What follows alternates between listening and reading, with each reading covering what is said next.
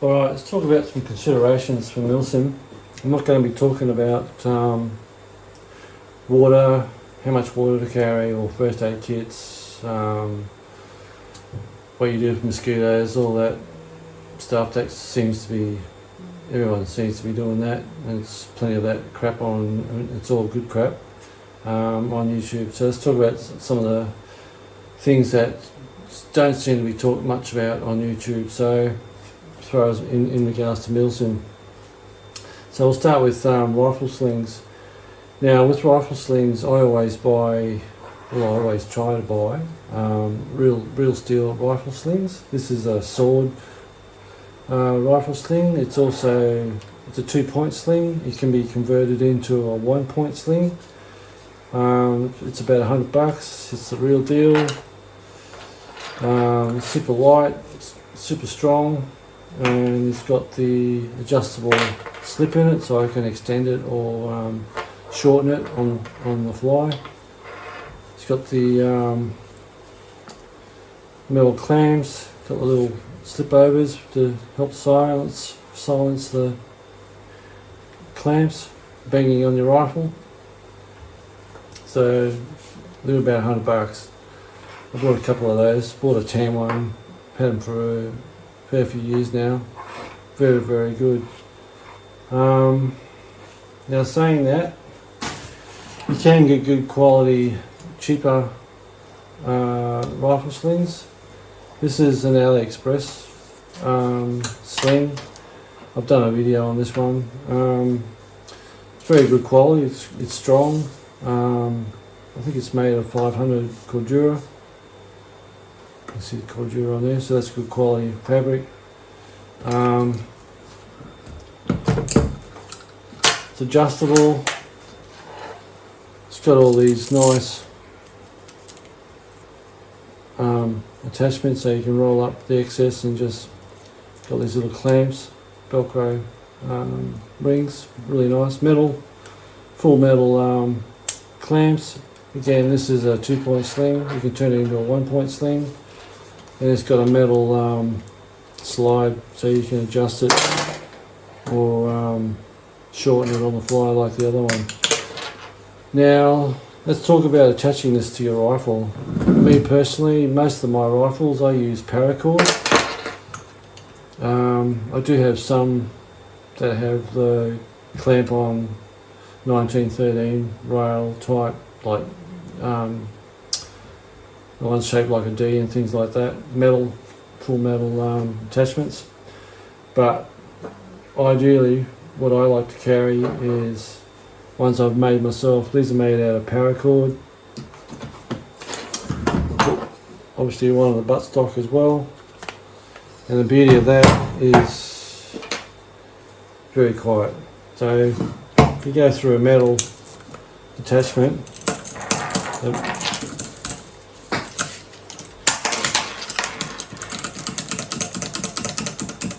moving through the bush, running, whatever, trying to be quiet, quite noisy. On the paracord,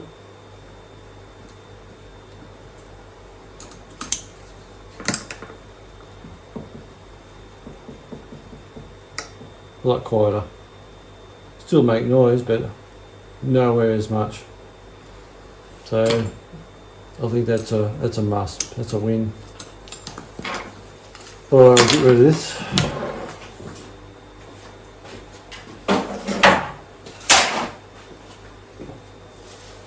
Considerations also when you're at a Milsim, especially if you're in a squad.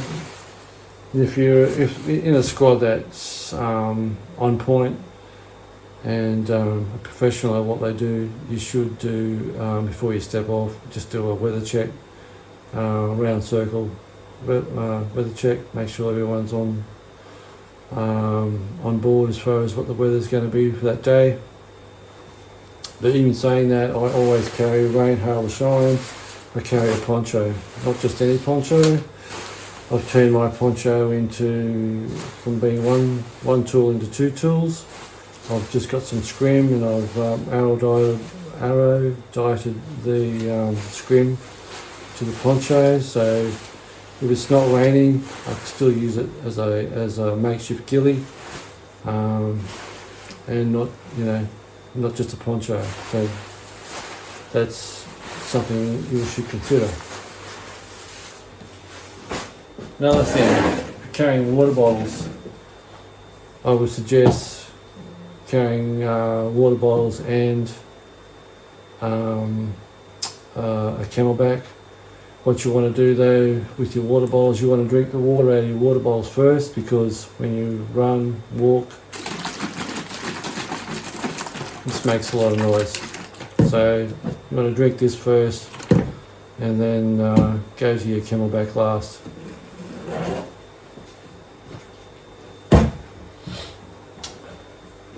Monocular, super light, super cheap. Bought this from AliExpress. I think it was like, I don't know, $60, something like that. The magnification on it is decent. Again, if you want to, especially if you're doing a recon or trying to see if that's the enemy or if it's friend, good way is just to carry a binocular. Or if you don't mind carrying extra weight, you can use a 3-powered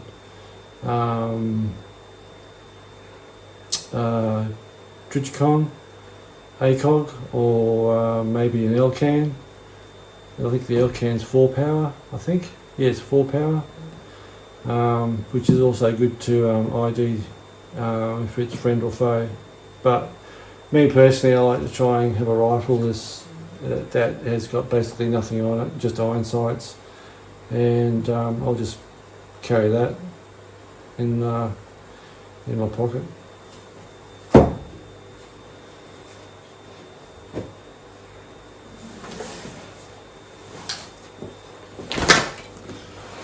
Alright, plate carrier. Whether you're carrying a plate carrier, chest rig, H harness, whatever, blah blah blah. This is some other tips that I use, that I carry. I recommend carrying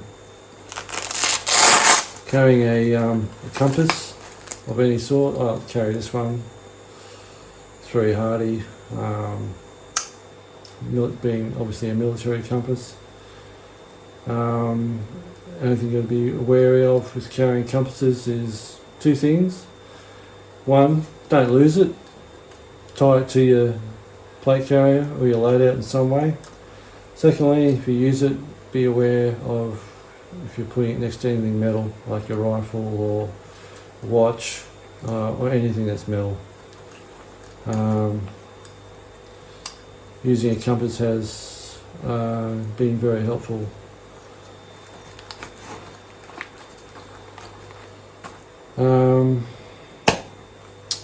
What else? Won't go fully into what I carry in my plate carrier. I've already done a video on that, so go back in the past videos, you can see what I carry, my full loadout in my plate carrier. I'll stay with the plate carrier. Other considerations is comms. Now with my comms, I run a headset, painted this one myself, I did a video on that. Super light, super duper comfortable. You can still get good hearing out of that ear as far as ambient noises around you, and it's only one side of your head, so you get a very good 360 degree hearing environment. Now if that fails, obviously that goes into my push to talk, push the button to talk, quite easy to use, simple. And it goes into this Uniden handset. It's got the Kenwood plug. Also recommend when you go to a game is to take 2 radios, one for a backup. 2 is one is none. So in an event, for some stupid reason this fails, I carry a lightweight, spare, super cheap headset. The other thing you might want to consider too, which I'm going to take this off, is having a handheld mic. Now the thing I like about obviously using the headset is that it's super quiet. Well, it's not super quiet, but it's going to be a hell of a lot quieter than talking into your handset. And when they're talking back, it could give away your position. So obviously, the Captain Obvious is having a headset is going to be a lot more effective, a lot more quieter. But and the other good thing about having headsets is if you just have a radio in your hand, that means it's going to be awkward trying to hold a rifle and having a handset in your hand in the other hand.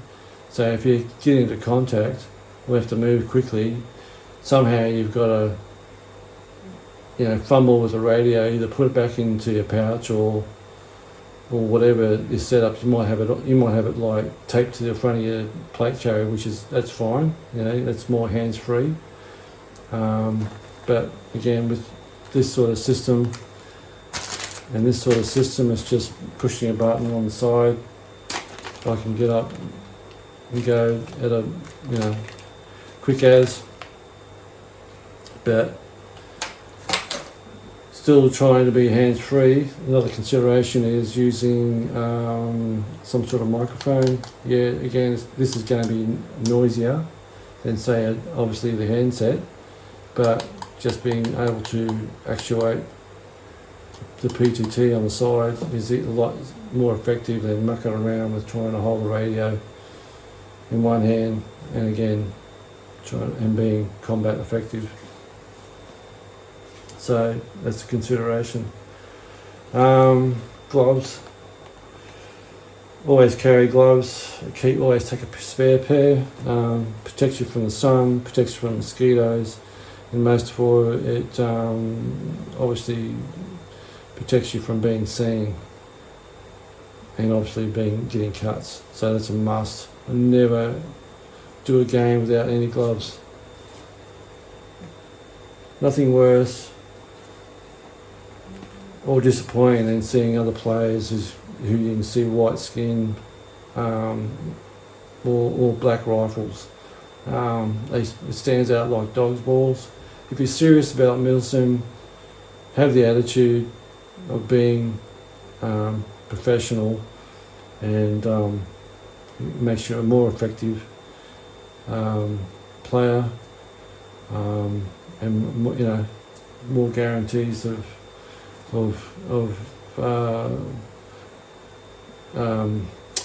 winning your objectives. Okay, also a notepad. Notepad is another must. Waterproof. This is just a cheap military notepad. I think like $5, something like that. So it pisses down rain. It's not going to be affected. I carry a pen, a biro, and a Nico, which goes obviously in this pouch. And also I store some zip ties in there as well for backup. Again, if you want to see a full loadout of what I do with my plate carrier, watch the other video. Magazines. Let's talk about magazines. Now with my mags, I've numbered all my mags, so if they fail, I won't get it confused with all the other mags, and I can put it aside. I can either bin it or take it out of action, one or the other. So always number my mags. If it's a black mag, I get a paint pen. Blue seems like a light blue, or it seems to be popular. You have got these little dots here on the side which you can tediously fill out to put your numbers in, but I can't be bothered doing that shit. Another thing you want to consider is mag orientation. I am a right-hand shooter, so I always put my mags in facing right. So when I pull out the mag, it's going to be translated into a quicker quicker reload scenario. I did a video on that as well, but just practice doing your reloads. Make sure that that's fluid as possible, and just do a bit of research and just see what real operators do and why they do it. There's a ton of that stuff on YouTube. Make sure your tourniquet is easy and quickly accessible. So this one's just like a I got this one from Platatech. Came with the Peacekeeper actually. It's basically just 2 elastic bands.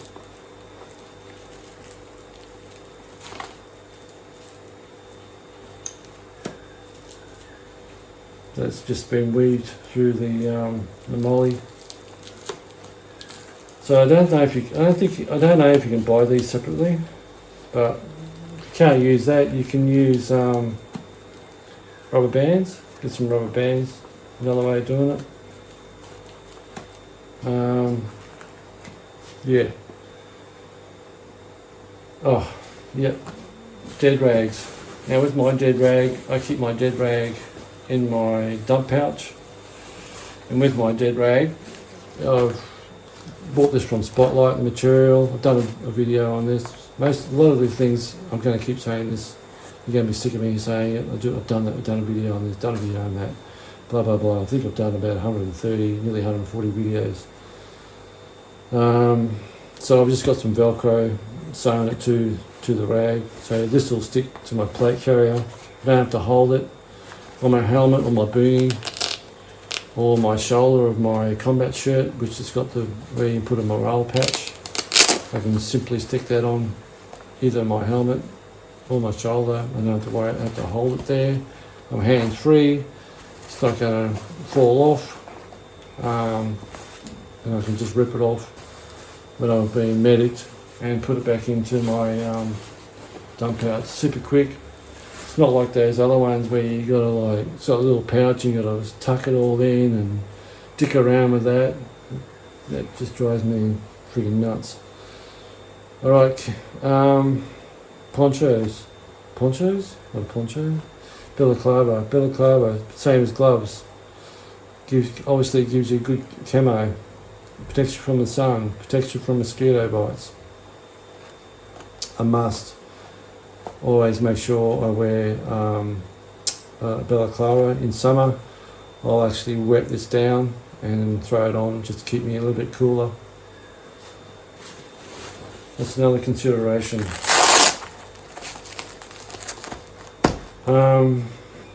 This is going off on a bit of a tangent, so just bear with me.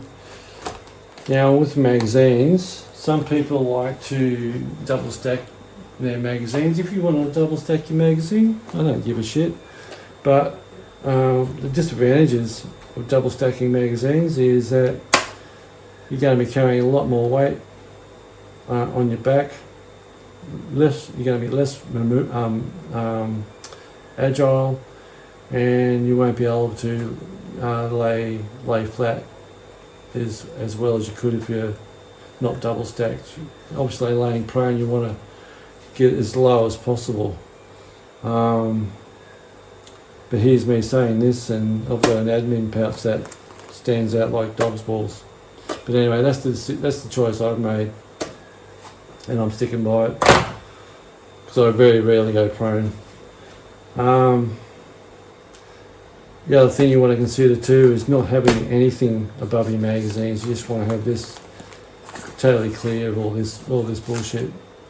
I'm used to it, but when you're pulling mags out for a reload, this can be or could be slowing down your reloads, and again this is going to keep you higher off the ground if you're laying prone.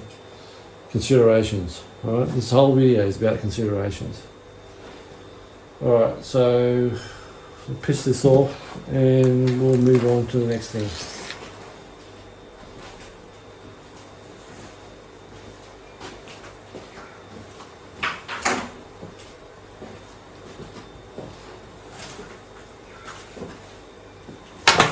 Now, Well, I carry. Actually, I won't start with this. I'll start with something else.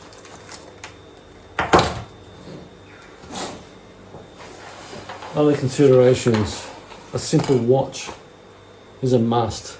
You've got to have a watch, especially one with a dial that you can, if you've been told, for example, that you got 20 minutes before you step off or whatever, you put this on the hour hand, a little red mark, and you can move it 20 minutes further forward, so you know where you are with the time. Because if you're in a Milsim, especially in a squad scenario, you're going to be, can be a high stress or a lot of action, a lot of activity, and anything that's going to help you concentrate and be on point. As simple as a bloody watch, carry one. MacGyver tool. Bought this one super cheap. It is super cheap. The only thing, it's got a shitload of tools on it.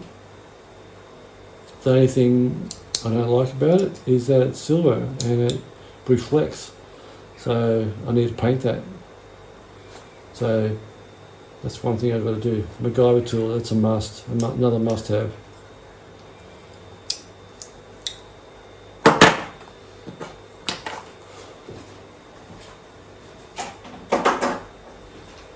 Alright, last bit of kit. Now, under my plate carrier, I wear this sword H harness. On this H harness, I carry a fair few pouches. I usually carry my boonie in this one. I carry all my ghillie stuff in here as well. I've carried my sleep system in this. And I can put as many pouches as I like on this. So anything that's going to be carrying weight, I carry the weight, instead of carrying the weight on my hips, on my back, I carry it on my hips and my shoulders. So this is why I wear this underneath my plate carriers. Makes it a lot more comfortable, especially if you're doing a 24-hour or a 36-hour, even a 10-hour, whatever. You want to be you don't want to be exhausted. You want to be, less exhausted. You're going to be more effective in your sector, and that's what it's all about, is being effective. All right, so that's pretty much it. I hope some of that's helpful. It's all a bit of a Captain Obvious, but anyway, it's coming into Milsim season soon, so go out, do some training, go and do some day games, go and do Nuketown, go and do Blacksite, do anything that's going to expose you to test out your kit, especially if you're going to experiment with new loadouts and things like that. You want to get that squared away before you actually step up in a full-on Milsim. Alright, all good. I'll catch you till the next one.